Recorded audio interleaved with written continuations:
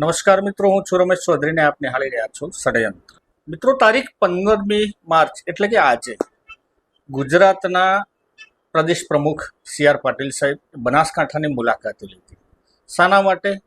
કે ત્યાં કાર્યાલયનું ઉદ્ઘાટન કર્યું. ખરેખર કાર્યાલય બહુ સરસ બનાવેલું છે અને એમને વખાણ પણ કર્યા છે કે ગાંધીનગરમાં નથી એવું કાર્યાલય ત્યાં પાલનપુરથી ચડોતરના વચમાં બનાવેલું.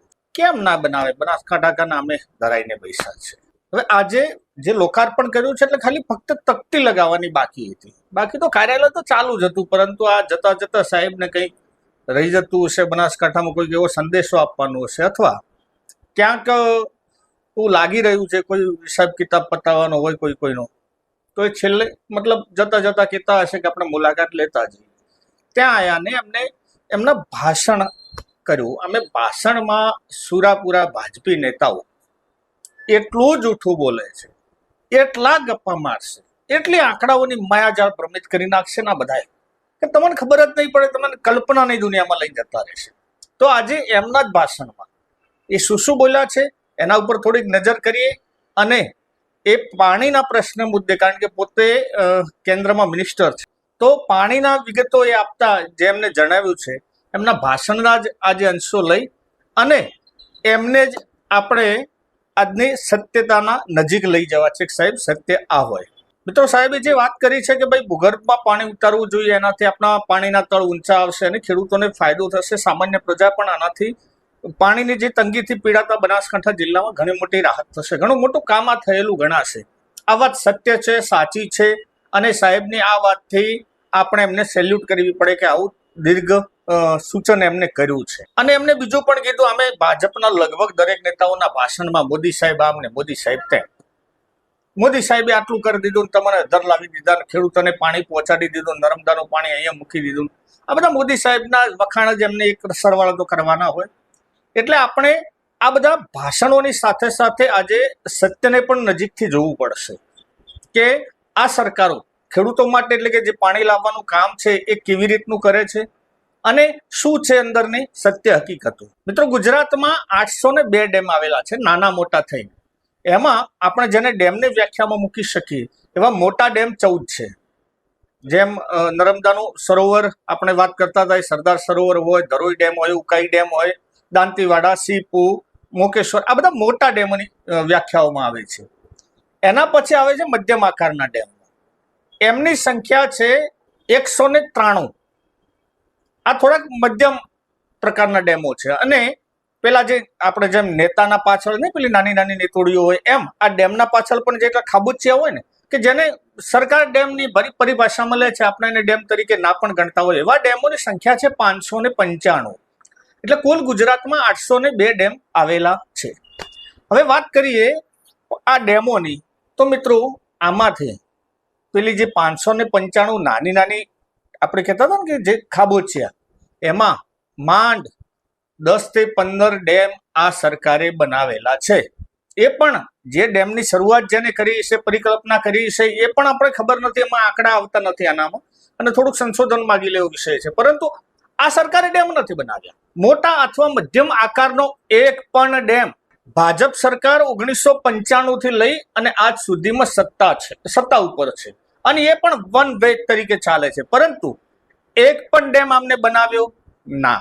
જે સરદાર સરોવરની જો આપણે વાત કરતા હોય તો એનો પાયો પણ કોંગ્રેસ સમયમાં જ નખાયેલો હતો. પરંતુ આપણે ભાજપ કોંગ્રેસની કોઈ ગોડાકૂટમાં ના જતા સિર્ફ ડેમ ઉપર આપણું ધ્યાન ફોકસ કરીએ, તો તમે કોઈ ડેમ જ બનાવ્યા નથી ભાઈ. તમે શું જળ સંચયની વાતો કરો છો? શું અમે પાણી વેડફી દઈએ છીએ? અરે કુવામાં નથી તો ક્યાંથી ઉપર આવે?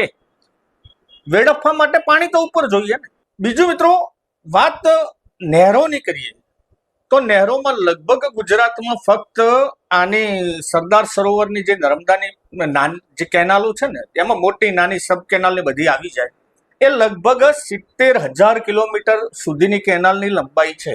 નાની મોટી બધી જ પ્રકારની આવી જાય. મેન કેનાલમાં શરૂઆતથી લઈને આજ દિવસ સુધી એક પણ કાંકરી ખરી નથી. અમે જે જૂના ડેમો બનાવ્યા છે, જે ગવર્મેન્ટોએ, એમાં એમની નહેર આજે અકબંધ છે. અને આપણે આખા ગુજરાતમાં ડેમની નહેરોની તૂટવાની સંખ્યાનો જે સરેરાશ આવે છે એ ફક્ત 2% છે. ને ધન્યવાદ મારા બનાસકાંઠાના નેતાઓ અને એમના કોન્ટ્રાક્ટરો કે એ આંકડો 17 થી માંડી અને 20% પહોંચે છે, એટલે કે 20% તૂટી જાય છે દર વર્ષે.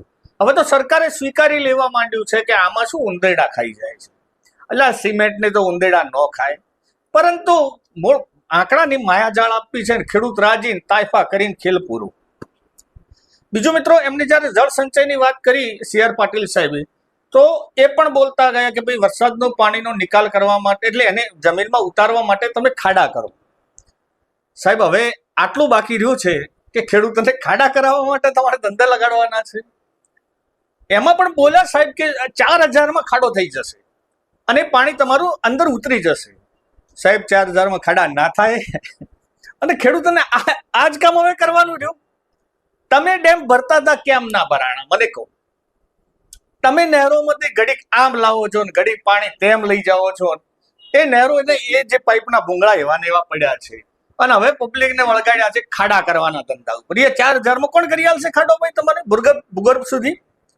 સાહેબ એમ કે છે કે 2 વર્ષમાં, આવનારા 2 વર્ષમાં એ પાણીના તળ તમારા દરેક બનાસકાંઠામાં 100 ફીટ ઉપર આવી જશે. સાહેબ, ના આવે. શો ગપ્પાની એ કોઈ રીત હોય યાર? ધરાતળની વાતો કરો ને તમે જે સત્ય હોય એ રજૂ કરો. પણ સાહેબ બોલ્યા છે અને અહીંયા તો પાછો ભાજપમાં એક ડિસિપ્લિનના નામે જે દબાઈ દેવાના જે પ્રયત્નો આવે ને, એમાં સાહેબ બોલ્યા છે વગાડો તાળી.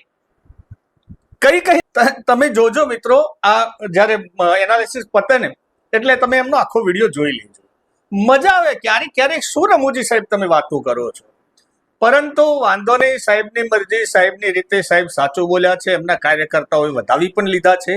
હા, શરૂઆતમાં એમની એક એવી ટકોર કરી હતી કે બનાસકાંઠામાં ચૂંટણી હતી, એટલે વાવ વિધાનસભાની પેટા ચૂંટણીની વાત કરતા હતા અને એમાં એક ભાઈએ મને એક અપક્ષના ઉમેદવારે કીધું હતું કે CR પાટીલનો પાવર ઉતારવો છે, પણ આપણે પાવર ના ઉતરવા દીધો. મૂળ એમની વાત આવી હતી, ભાઈ મોઢે ફીણ આવી ગયા હતા. મંત્રી તંત્રી સંત્રી હતા એટલા બધા વળગાડી દીધા હતા. આખું ગુજરાતનું મંત્રીમંડળ ત્યાં બેઠું હતું, તો માંડ તમે 2000 વોટે જીત્યા, 2200 વોટે. એટલે ફીણ તો આવી ગયા હતા, પાવર તો થોડોક બાકી રહી ગયો છે. પણ વાંધો નથી, નેક્સ્ટ ટાઈમ જો કદાચ એનાથી પણ સક્ષમ ઉમેદવાર હોય તો આ શક્ય બની પણ શકે છે. કારણ કે મિત્રો, આવા ગપ્પા સાંભળવા એના કરતા ના સાંભળવામાં વધારે મજા છે. જોઈએ નવા પ્રમુખની જ્યારે ચર્ચા થઈ રહી છે, એટલે કોણ આવે છે કોણ નહીં. પરંતુ જ્યારે આ ખેડૂતોના પાણીનો પ્રશ્ન છે અને ડેમની જ્યારે સચ્ચાઈ છે ને, એ હું ટૂંક જ સમયમાં આપની સમક્ષ ઉજાગર કરું છું. કેમ પાણી નથી આવતા ડેમોમાં, કેમ અંદર જે પાઇપલાઇન નાખી છે એમાં ક્યાં ભ્રષ્ટાચાર થયો છે, એના સંપૂર્ણ રેકોર્ડ સાથે આપણે મળીએ થોડાક જ નજીકના સમયમાં. તો મિત્રો, આખો આ જે વિડીયો, આ તમે એમનું સંપૂર્ણ ભાષણ જોજો.